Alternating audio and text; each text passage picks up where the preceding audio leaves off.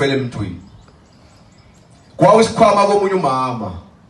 wasisithatha lo mama wasesifaka kuye ngaphakathi wasebabaza wathi uyingcwele yesabelo. Siyambuka lo mama akanakile ukuthi ukhamba kasekho kuye sibabazela ukuphuma kwenyanga izulu kade yagcina ukuphuma.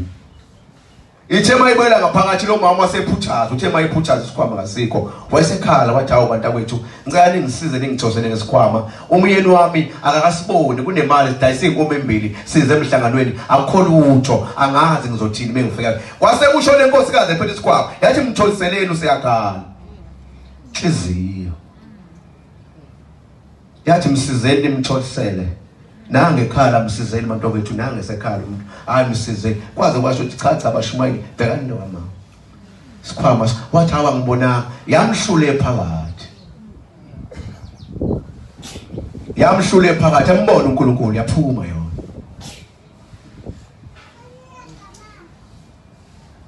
Yathi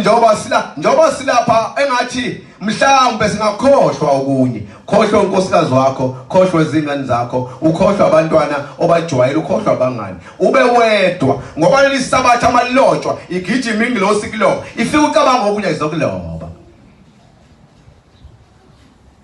Mina Jehova ngihlola inhliziyo uthi ubaba uMngoma eZulu uthi wagula umama emzini wasePhakameni wagula kakhulu wasethathwa iswanguva mhlawumbe mayifike enkosini ilanga lamalanga simthandazela kwasekukhuluma ukufa kuye lathi inkosikazi kaMngoma eZulu ngoba wona uShembu uyasihlosa ngomliso lo wakho la sizophuma kodwa ngeke siye kuma usithumile le nkosikazi kuthiwa sibuye nayifile ngoba uyasikhipha Shembe ngomlilo wakho lapha sophuma emzini wakho wasePhakameni kodwa ngeke siye kuma ngoba kuthiwa sibuye na sofese umlinde esitobhini sakithi kwasishi etsheni mayifika etsheni ehla siyongena futhi kuyesebenze kuye into sephuma le demoni siyaphila umama yasimkhulu yasimbiza inkosi nyanga ilanga lamalanga nkosikazi kaMngoma eZulu wathi baba wathi ungaphumi lapha ePhakameni koze kusho mina wathi baba kuyezwakala uyangizwa wathi inkosi yamakhosi ungaphumi lapha ePhakameni ningaphumi onyazini lwezo lapha kunokuphila okuphakade into besephuma umama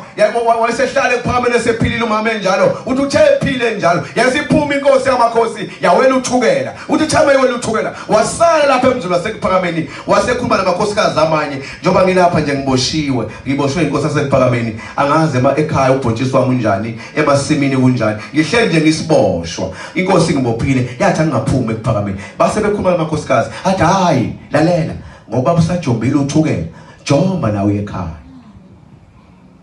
wenza shoko ukuthi uyabuka bakabuyi ufike ubheke nje emasimini uqalaze konke mase uyabuya ngokusheshsha ubuye lapha ePhakameni wayesethi hayi ngiqinisile wayecaba ukuthi amthanda kanti yamkhohlisa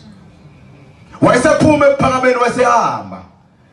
uthi ubaba uMngoma eZulu wakhuluma umama ebhasini lapha ebhasini wathi mfana lathi idemoni mhla ngiphume ePhakameni ngeke liyofike lingilinde kwa esitobhini etsheni ngeke mfana sehle etsheni isoshaya insimbi kwasishi singehle etsheni uthi ngempela wayishaya umama insimbi kwasishi yakhala insimbi wangehla phambili esitobhini sakithi wehla nganeno kwaso uthi wathi nje ehla esitebhini sokuqala uthi wagilika phansi uthi ngambone ephunge nje wafela ubana umntanami futhi ngehle endaweni enolwephu ngoba sekuhamba abantu nje yindaba ngalesikhathi kanti sekubuya idemoni kuye uthi sawela umfula sali maswela umfula ngaphesheya uthi wayesekhuluma umama uthi wathi mfana ngipha amanzi uthi aqedanga uthi waphathwa kehliza amagwebu uthi ngakhe mangakuhlophe owumshumayeleni ingubo yeguli uthi wathi ayibeke ingubo yeguli kumama yaselikhuluma idemoni lathi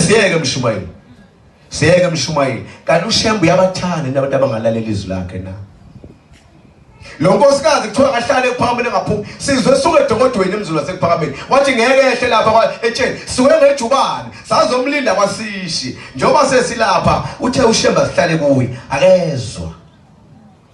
uthi wathwala umama wayePhakameni ithi wathi mayinkosi kuya phesheya uthukela ibuya ibikelwa yathi ningiyeka lo nkosikazi kaMngoma eZulu ngibenzeni uyabathanda abantu angabaleli izwi lakhe na iphe baba